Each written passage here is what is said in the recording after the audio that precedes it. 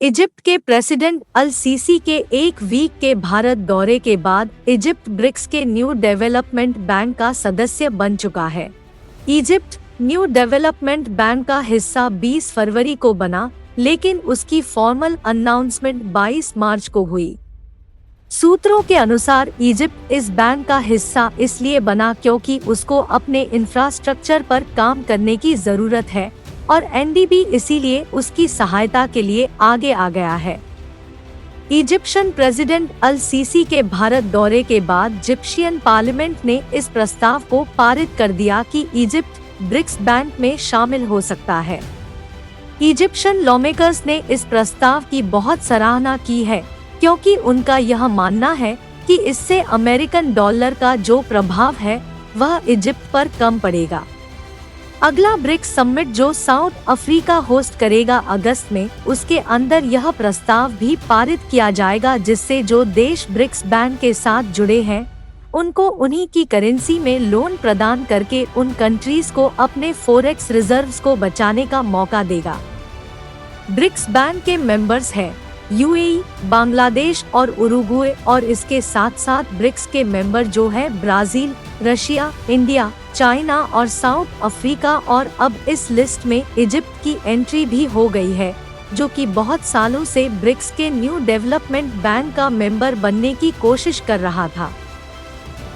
BRICS bank, जिसको हम कभी कभी न्यू डेवलपमेंट बैंक भी बोलते हैं, यह मल्टीलेटरल डेवलपमेंट बैंक है जो कि 2015 में बना था।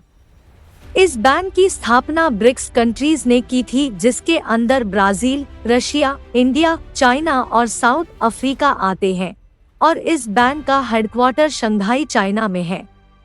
इस बैंक को बनाने का एक ही उद्देश्य था कि यह बैंक इंफ्रास्ट्रक्चर के प्रोजेक्ट को फंड कर सके जो उसके मेंबर है और बाकी सारी डेवलपिंग कंट्रीज को भी फंड कर सके।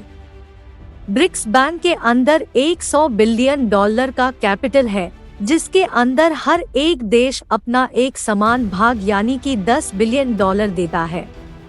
यह बैंक कई प्रकार के प्रोजेक्ट को फंड करता है जिसके अंदर प्रकार प्रकार की इंडस्ट्री आती है, जिसके अंदर एनर्जी, ट्रांसपोर्टेशन, वाटर, टेलीकम्युनिकेशन भी शामिल है। इसके अलावा यह बैंक ग्रांट भी देता है और टेक्निकल सपोर्ट भी प्रदान करता है जिससे कि ब्रिक्स देशों का जो लॉन्ग टर्म इकोनॉमिक गोल है वह भी पूरा हो सके।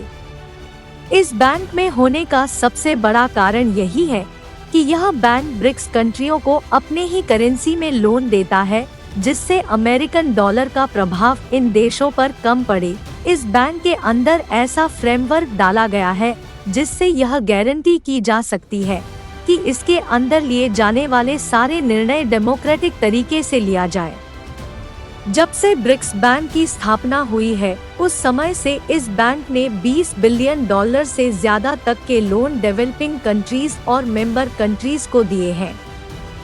इसके अंदर दिए गए सबसे बड़े लोन इंडिया को मिले हैं ताकि इंडिया अपनी रिन्यूएबल एनर्जी सेक्टर को बढ़ा सके और उसके बाद जो लोन का सबसे बड़ा उपयोग ब्राजील के द्वारा किया गया है जिसके अंदर ब्राजील ने अपने देश में वाटर ट्रीटमेंट प्लांट लगाए हैं और उसके बाद रसिया ने अपने हाईवेज को दोबारा बनाया है।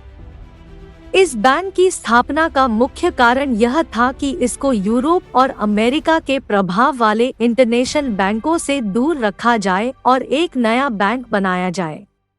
यूरोप और अमेरिका का बड़े बैंकों पर बहुत ही बड़ा कब्जा है जिसके अंदर वर्ल्ड बैंक और इंटरनेशनल मॉनेटरी बैंक भी आते हैं।